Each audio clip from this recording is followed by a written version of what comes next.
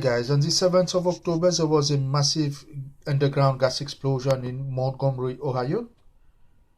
Okay, and the pipeline was ruptured by construction workers, and then the underground gas caught fire.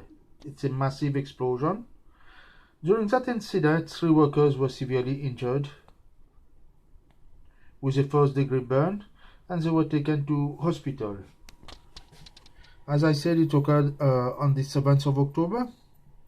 It's an underground gas pipeline ruptured.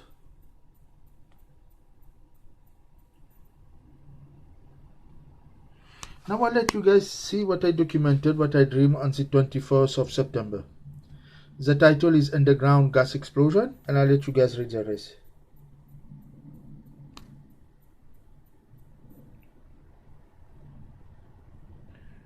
I hope it's clear on the screen.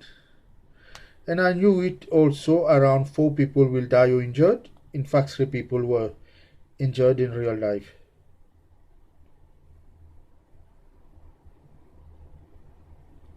So guys, thank you for watching. Please share it, okay?